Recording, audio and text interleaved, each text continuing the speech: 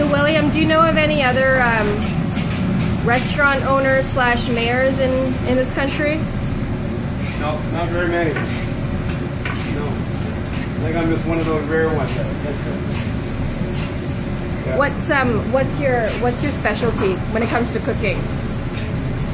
Here, I think the best thing that I like eating is dried ribs.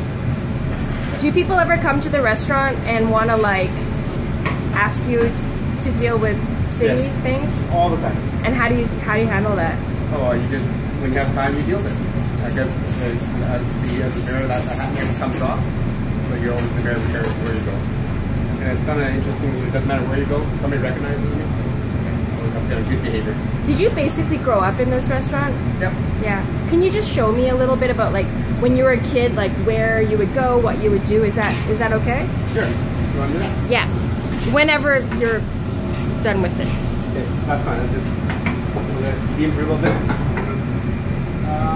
This is the back kitchen, right? So we did a lot of cooking and stuff up here. It was a little bit different before. This actually was an office.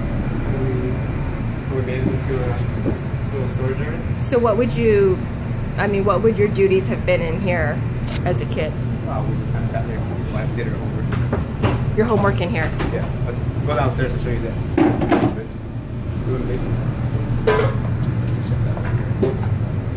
To my left or to my right?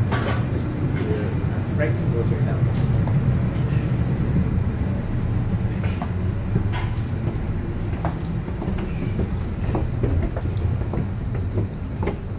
Yeah.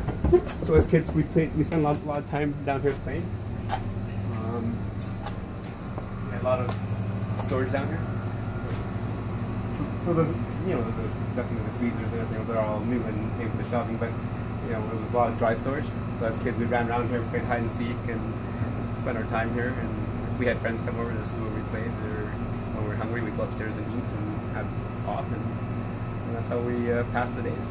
I think a lot of parents would see this and say, that doesn't look like the kind of place where kids should be playing. But I mean, was that the case? What was it like being here? It was good. I think it was just what you grew up with and how you play. I think the same thing as when we went to out in the farms with our friends. Well, we climbed barns, we climbed tractors, we climbed hay bales that were way too high, but that's just we did it because that's what we did. Why is it important? Sorry, last one.